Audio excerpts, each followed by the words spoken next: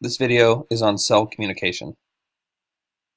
Cell communication, let's get to it. There we are. Cell communication is broken up into three stages. In reception, a cell detects a signaling molecule from the outside of the cell. In transduction, the signaling molecule binds the receptor. It changes the receptor protein in some way. And then in the response stage, the signal triggers a specific cellular response. We also need to know first and second messengers. First messengers are extracellular factors, often hormones or neurotransmitters. Examples of first messengers could be epinephrine, growth hormone, or serotonin, while second messengers are small non-protein molecules. Examples would include calcium and cyclic AMP. We have many types of signaling to go through. Paracrine signaling involves molecules acting on nearby cells. Paracrine signals bind to receptors and stimulate nearby cells. Autocrine signaling involves molecules acting on the same cells that produce them. For an endocrine signal, a chemical is picked up by the bloodstream and taken to distant sites. So we need to remember that both paracrine and autocrine signaling involve cells that are in close proximity. Exocrine signaling occurs when cells secrete signaling molecules into the blood, and synaptic signaling is really pretty similar to paracrine signaling, but there is a special structure called the synapse between the cell originating and the cell receiving the signal. Okay, so now we need to know some stuff about G proteins and GPCR. Alright, so we'll start with the G proteins. G proteins are a family of proteins that act as molecular switches inside cells and are involved in transmitting signals from a variety of stimuli outside a cell to its interior. Their activity is regulated by factors that control their ability to bind to and hydrolyze guanosine triphosphate, which is GTP, to guanosine diphosphate, which is GDP. When G proteins are bound to GTP, they are on, and when they are bound to GDP, they are off. The exchange of a GTP for a GDP is a characteristic of a G protein coupled receptor. So that's what GPCR is. So when we say GPCR, we are referring to G protein coupled receptors here.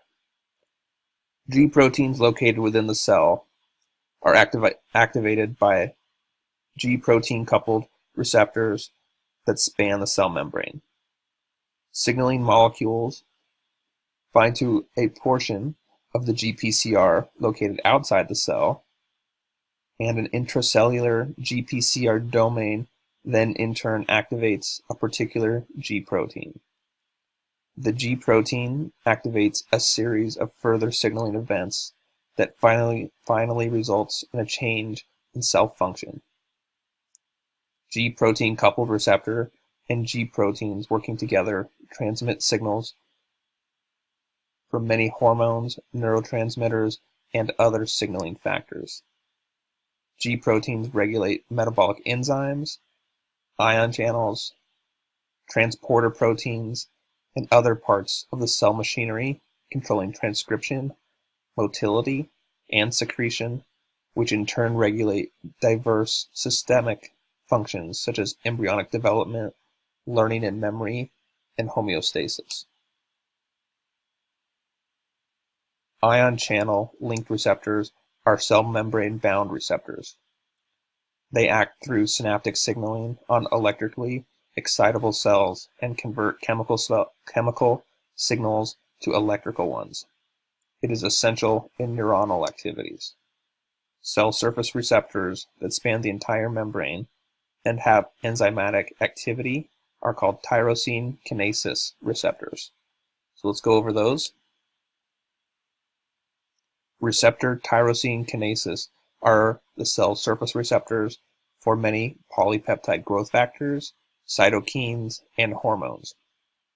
Of the 90 unique tyrosine kinase genes identified in the human genome, 59 encode receptor tyrosine kinase proteins. Receptor tyrosine kinases have been shown not only to be key regulators of normal cellular processes, but also to have a critical role in the development and progression of many types of cancer.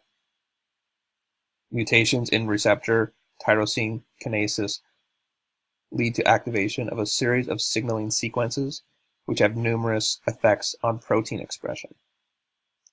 Receptor tyrosine kinases are part of the larger family of protein tyrosine kinases, encompassing the receptor tyrosine kinase proteins, which contain a transmembrane domain, as well as the non-receptor tyrosine kinases, which do not possess transmembrane domains. Hydrophilic signaling molecules bind to cell surface receptors that cover the entire plasma membrane. They cannot diffuse the plasma membrane. They never actually enter the cell, but after binding to the cell receptors of the plasma membrane, they transmit a signal into the cell. This is transduction. After transduction, the signal is carried by cyclic AMP, which causes a response in the cell. And finally, we have gap junctions. Gap junctions allow the exchange of ions, second messengers, and small metabolites between adjacent cells and are formed by two unrelated protein families, the pannexins and the connexins. Mutations in connexin genes cause a variety of genetic disorders, implicating a critical role in tissue homeostasis. Association of congenital skin disorders to mutations in different connexins has underscored the importance of gap junctional communication in the skin and its appendages.